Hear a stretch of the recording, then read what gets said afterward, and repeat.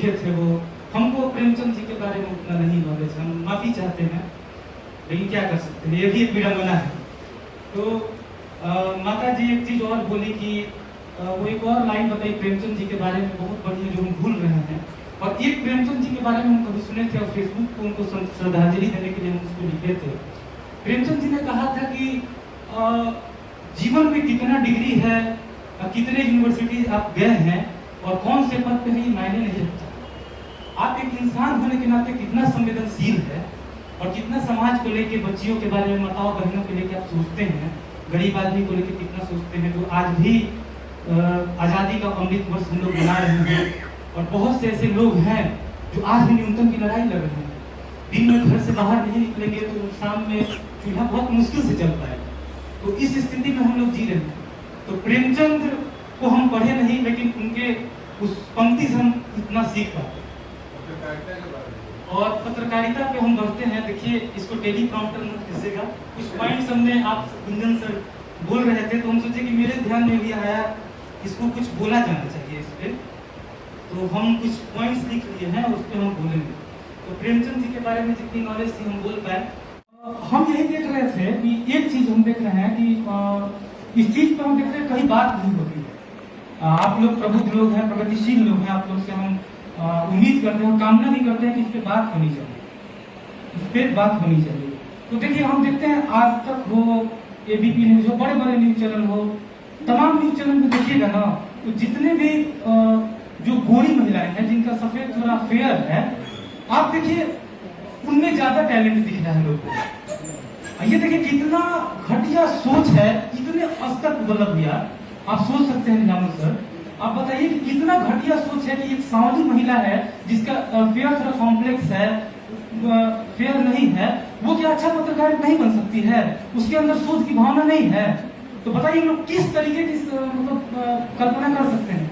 Gunjan sir ETV news में जुड़े हुए थे, आप ही ने खड़ा किया था उसको, बहुत तमाम लोग बहुत अच्छे जगह पे जुड़े होंगे, लेकिन वहां पे उन्हीं लड़कों को जो खोजा जाता है जो छुहाड़े की तरह दिखते हैं वो। ठीक है, इसको तर्ज की तरह ही लीजिएगा, मेरा शब्द पे मत जाइएगा, सब थोड़ा हो सकता है निचले स्तर का हो, लेकिन भावना नहीं है। तो यही सब चीज है। आप देखिए, अगर औरत हो, चाहे महिला हो, चाहे लड़के ही हो, अगर वो गुड लुकिंग नहीं है, देखने में अच्छे नहीं है, तो क्या उनका रिप्रेजेंटेशन नहीं हो सकता है पत्रकारिता में? तो ये सब चीज है, ये बहुत बड़ी विडंबना है, हम लोग को समझना चाहिए। कभी कभी हम लोग को मौका नहीं मिलता है वहां पे बोलने का, नहीं तो मन करता है वो स्टेज पे चढ़े जाए वहां पे और वहां का एजेंडा वो लोग के सामने रखते हैं। तो ये सब चीज है। अब देखिए, ज्यादा समय अंतिम पॉइंट ये भी बोलेंगे कि जैसे गुंजन सर बता रहे थे कि सोसाइटी मरा हुआ है, इस चीज में हम भी विश्वास करते हैं कि सोसाइटी में मैक्सिमम लोग मरे हुए हैं। और जो लोग पॉलिटिकल पार्टी से जुड़े हुए हैं, चाहे किसी भी पॉलिटिकल पार्टी से जुड़े हुए हैं, या तो उस विचारधारा में उनकी गहरी आस्था है तो जुड़े हुए हैं, या तो उनका पर्सनल हित सच रहा है तो वो जुड़े हुए हैं वहां पे। तो देखिए, लेकिन इन सब के बीच में भी अगर कोई राजनीति में बोलता है, अलग दिख के रख के चलता है, तो क्या हम लोग को सोचने की आवश्यकता है कि क्या उसके साथ कोई विकल्प आता है, बढ़िया है नहीं है वो अलग बात है, लेकिन वो धारा के विपरीत चल रहा है, तो उसके साथ हम लोग कितना खड़े हो पाते हैं, या उसका मार्गदर्शन अपने माध्यम से, भले वो आपको बुलाए या ना बुलाए, लेकिन अगर वो आपको बुलाता है तो अपने माध्यम से, आप बुलाता है या नहीं, लेकिन आपको एक समाज के जिम्मेदार व्यक्ति होने के नाते आप उसका कितना मार्गदर्शन आगे चल के दे पाते हैं, ये भी सोचने की जरूरत है। या तो कई लोग तो ये कहते हैं कि नहीं, धारा के विपरीत तो चल रहा है, लेकिन देखना पड़ेगा उसका रास्ता क्या है, वो रास्ता कौन सा अपनाया है। तो वहां पे भी उस लड़के का लोग साथ नहीं देते हैं, जो भी। तो ये सब भी देखने की जरूरत है। हम लोग समाज को, देश को, जनता को कोस रहे हैं, लेकिन अपने व्यक्तिगत स्तर पे हमें कितना सोसाइटी के लिए खड़ा होना चाहिए, कितना मतलब जो भी हम लोग सोच पाते हैं अपने माध्यम से क्या कर सकते हैं, तो ये सब भी हम लोग को आज देखने की जरूरत है। एक चीज और बहुत मतलब ज्वलनशील मुद्दा है जाति, और हम ये देख रहे हैं कि जब हम राजनीति में नहीं थे तो हमको जाति की समझ नहीं थी, हम राजनीति में नहीं थे तो जाति की समझ नहीं थी, लेकिन जब आए तो हम हर चीजों को कास्ट एंगल से देखना शुरू किया। तब जब राजनीति में आए मुझे 2 साल हो गए। मेरे छोटे छोटे आंदोलन में मेरे कई दोस्त हैं जो अन्य कास्ट से बिलोंग करते हैं, और कास्ट इक्वेशन की वजह से वो हमारे साथ नहीं आते। तो कहीं ना कहीं लोग मेरे साथ बोला कि ये रीजन है, तो हम उस पर्सपेक्टिव से भी सोचे और कहीं ना कहीं सही साबित होता है।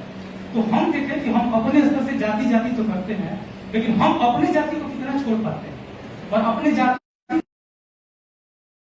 माफी चाहते हैं और प्रेमचंद्र जी को एक बार और श्रद्धांजलि देते हैं और कहते हैं कि महात्मा गांधी हो, अम्बेडकर हो, प्रेमचंद्र हो, भगत सिंह हो, कोई भी हो, उनके विचारों को हमारे अंदर समाहित करने की ज्यादा आवश्यकता है।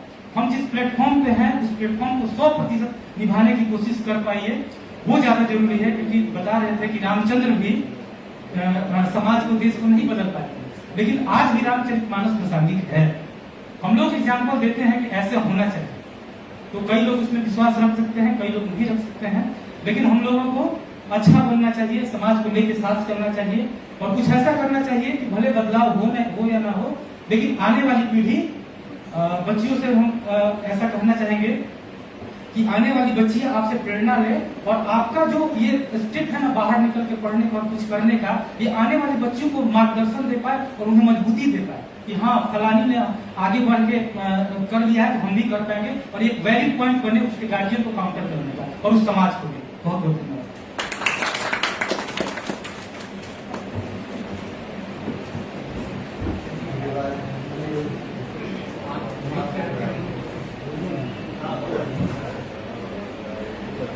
अनिरुद्ध छात्र आंदोलन में सक्रिय रहे हैं और इसलिए समझ भी अच्छी है।